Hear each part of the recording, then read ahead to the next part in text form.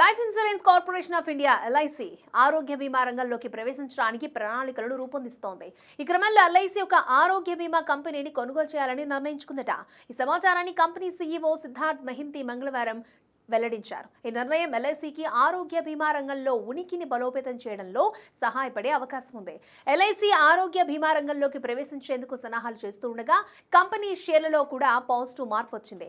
ఈ రోజు ఎల్ఐసి షేర్లు 1.70% పెరిగి 758 దాటాయి. గత కొన్ని రోజుల్లో ఎల్ఐసి షేర్లలో నోటిసబుల్ పెరుగుదల కనిపించింది. ఇందులో మార్చి 3న ఎల్ఐసి షేర్లు 715 కనిష్ట స్థాయికి పడిపోయాయి. ఇది స్టాక్ యొక్క 52 వారాల కనిష్ట స్థాయి. ఎల్ఐసి లక్ష్యాలు వ్యూహం ఎల్ఐసి ఆరోగ్య బీమా రంగంలో ప్రవేశించడం ద్వారా తన ఉనికిని మరింత బలోపేతం చేయాలని భావిస్తోంది. సీఈఓ సిద్ధార్థ్ మొహంతి ప్రకారం మార్చి 31 లోపు ఎల్ఐసి కొనుగోలు చేసే ఆరోగ్య బీమా కంపెనీని పూర్తి చేసి ప్రకటించాలని లక్ష్యంగా పెట్టుకుందట. అయితే ఈ కంపెనీ కొనుగోలు చేసినప్పటికీ ఎల్ఐసికి మెజారిటీ వాటా ఉండదని సిద్ధార్థ్ మొహంతి స్పష్టం చేశారు. ఎల్ఐసి ప్రీమియం వృద్ధి ఎల్ఐసిలో గత కొన్ని నెలల్లో ప్రీమియం సభలలో కూడా మంచి పెరుగుదల కనిపించింది.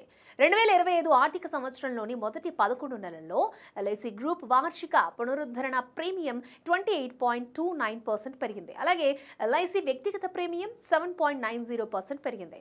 2025 ఫిబ్రవరి నాటికి ఎల్ఐసి మొత్తం ప్రీమియం వసూళ్లు 1.90 లాక్స్ కోట్లకు చేరుకుందట. ఇది గత ఏడాది ఇదే కాలంలో 1.86 లక్షల కోట్ల నుండి 1.90% పెరిగింది. అయితే వ్యక్తిగత ప్రీమియం వసూళ్లు 2024 ఫెబ్లో 4,890.44 కోట్ల నుండి 1.07% తగ్గి 4,837.87 కోట్లకు చేరుకున్నాయి. అలాగే ఈ టైంలో ఎల్ఐసి గ్రూప్ ప్రీమియం కింద మొత్తం 4,898 పాలసీలు జారీ చేయబడ్డాయి. ఇది గత ఏడాది 4,314 పాలసీల కంటే 13.53% పెరిగింది.